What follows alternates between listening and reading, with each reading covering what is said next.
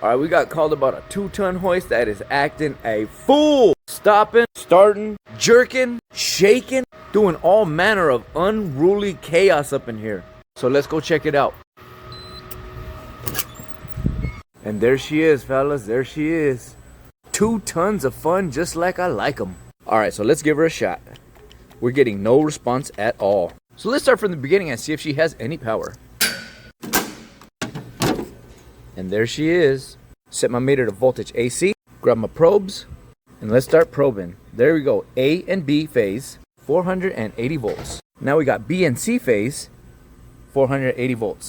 Now we have A and C phase, 480 volts.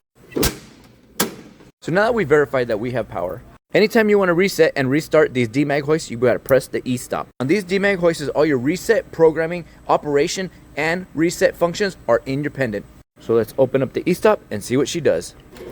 So the issue is every time you push the lifting or lowering button, the hoist continues to run even after you depress the button. And it will intermittently fault out. So let's open her up and see what's going on. Let's open her up. All right. So you basically have 3 main sections to this hoist. This is your control chamber, this is your power inlet chamber and your connections, and this is the chain housing. So right now we're going to be looking at the control chamber. And the most important part of these DMAG hoists when you have any issues is your display screen, which is right underneath here. And look at the fault code that we have right now. It is a E1. Anytime you're having an issue with one of these hoists, you want to go straight to the black and white, and you don't want to play no guessing games. So you basically have 3 message windows. These are all your error messages. They start with an E.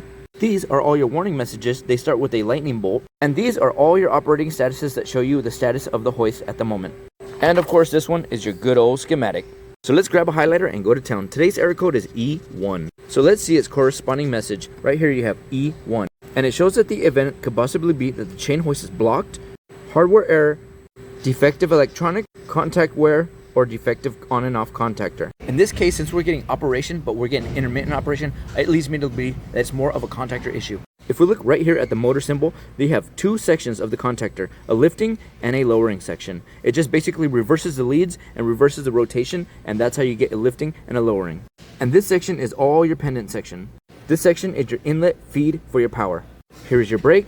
Here is your high chain limit and low chain limit. And this is your thermostat contactor that will disengage the hoist if it overheats. And here is a brand new contactor. Let's see how it does. So let's shut this power down before we change it. So the lifting and lowering contactor has 2 release tabs. So you lift those release tabs and gently slide your contactor out. Out with the old and grab the new one. And when putting in the new contactor, you have to make sure it's fully seated. Voila, new contactor installed. Super simple. So now that we installed the new contactor, let's power her back up. We're going to go ahead and do a reset right here at the pendant, and we'll start pushing buttons.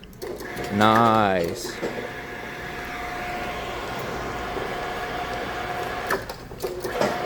Now let's try our lowering.